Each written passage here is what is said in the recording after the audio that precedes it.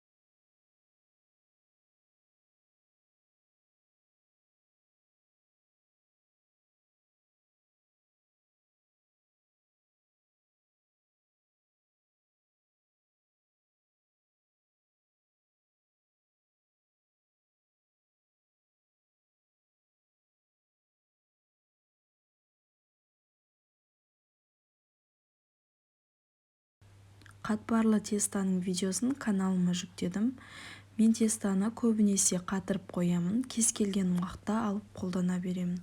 Қатыру жолын видеода бөлістім. Видеоның астындағы описание бөлімінен ссылкасын алсаңыз болады. Түйіп дайындап алған самсаларды листке алдымен пергамент қағазын төсеп, ретімен қойып шықтым. Самсаның бетіне жұмыртқаның сары уызын жақтым.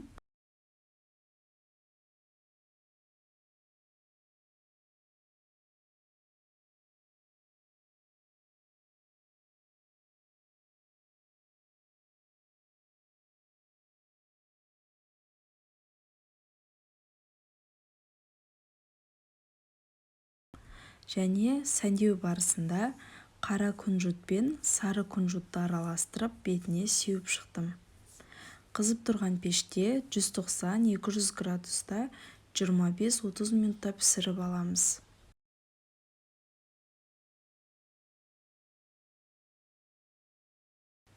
Самсалар формасын жоғалтпай керемет болып шықты. Егер сіздерге видео ұнаса, арнаға тіркеліп қоңыраушаны басып қойыңыздар. Алдағы уақытта пайдалы видеолармен бөлісіп отырамын.